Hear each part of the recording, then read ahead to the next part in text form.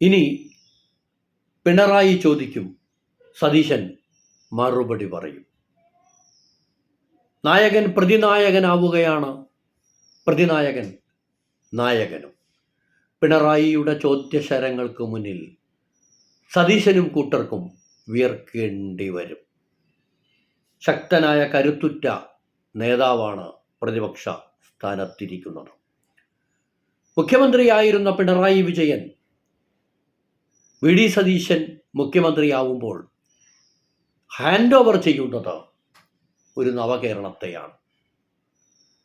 മികച്ച റോഡുകൾ, മികച്ച പാലങ്ങൾ, മികച്ച ഉയർന്ന നിലവാരത്തിലുള്ള സ്കൂൾ കെട്ടിടങ്ങളും വിദ്യാഭ്യാസ രീതികളും, മികച്ച ആതുരാലയങ്ങൾ, വലിയ ഹോസ്പിറ്റൽ കെട്ടിടങ്ങളാണ് എല്ലാം തന്നെ.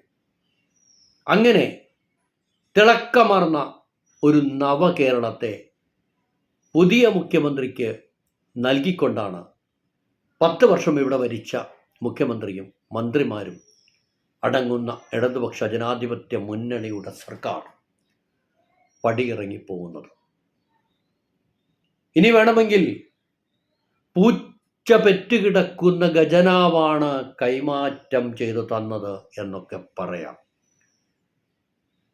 പക്ഷേ തെളിവുകൾ കൃത്യമായി നിരത്തി വെച്ചുകൊണ്ടാണ് കഴിഞ്ഞ സർക്കാർ പടിയിറങ്ങുന്നത്. ഖജനാവ് കാലിയാണ് എന്നൊക്കെ പറയാതിരിക്കാൻ എന്തൊക്കെ ബാക്കി വച്ചിട്ടുണ്ടെന്ന് കൃത്യമായ രേഖകൾ വ്യക്തമാക്കി വെച്ചുകൊണ്ടാണ് ധനമന്ത്രി അടക്കമുള്ളവർ ഇറങ്ങിപ്പോയത്. എന്നിട്ടും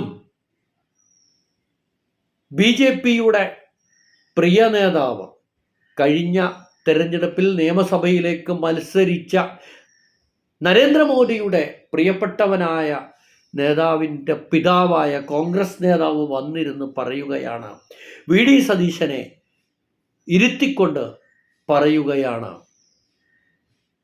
പാപ്പരായ കേരളമാണ് ഇപ്പോൾ ഉള്ളത്.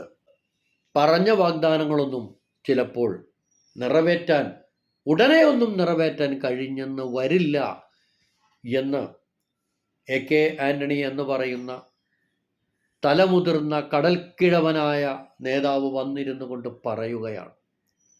ഒരുപക്ഷെ വി ഡി സതീശനിട്ടൊരു പാര പണിതതാവാം, അങ്ങനെയും വരാം.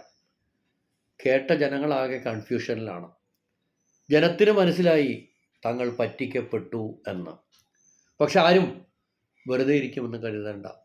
ചോദ്യങ്ങൾ ഉയർന്നു വരും, സമരങ്ങൾ ഉയർന്നു വരും. ആളുകളെ പറഞ്ഞു പറ്റിക്കാമെന്ന് ആരും കരുതേണ്ട. ഒരുപാട് കാര്യങ്ങൾക്ക് മറുപടി പറയേണ്ടി വരും. ചോദിക്കാൻ പ്രതിപക്ഷ നേതാവിൻ്റെ സ്ഥാനത്ത് പിണറായി തന്നെയാണുള്ളത്. കഴിഞ്ഞ 10 വർഷം ഭരിച്ചയാൾ തന്നെ ഇപ്പുറത്തിരുന്നു കൊണ്ട് ഇനി ചോദ്യങ്ങൾ ചോദിക്കും. നിങ്ങൾ ഇപ്പോൾ മുഖ്യമന്ത്രിയായ ആൾ തെരഞ്ഞെടുപ്പ് ഫലം വരുന്നതിന് മുൻപ് മൂകാംബികയിലേക്കൊരു യാത്ര പോയല്ലോ. അത് തൊഴാൻ വേണ്ടി മാത്രമായിരുന്നു. ചാർട്ടേഡ് ഫ്ലൈറ്റിൽ നിങ്ങൾ ആരുടെ ഒപ്പമാണ് പോയത്? നിങ്ങൾ ആരെയൊക്കെയാണ് കണ്ടത്? എന്തായിരുന്നു നിങ്ങളുടെ ഉദ്ദേശം? അങ്ങനെ എത്ര ചോദ്യങ്ങൾ ഇനി ചോദിക്കാൻ കിടക്കുന്നു. ഒന്ന് വിയർക്കേണ്ടി വരും. ഒരുപക്ഷെ നന്നായി തന്നെ വിയർക്കേണ്ടി വരും. നിയുക്ത മന്ത്രിമാർ ഒന്ന് പഠിച്ചു വയ്ക്കുന്നത് നല്ലതാണ് കാര്യങ്ങളൊക്കെ. ഇപ്പുറത്ത് പിണറായി വിജയനാണ്. 35 പേരേ ഉള്ളൂ പ്രതിപക്ഷത്ത് എന്നൊക്കെ പരിഹസിച്ചുകൊണ്ട് മാധ്യമങ്ങൾക്ക് പറയാം. പക്ഷെ കാണാൻ പോകുന്ന പൂരം പറഞ്ഞറിയിക്കേണ്ടതില്ല.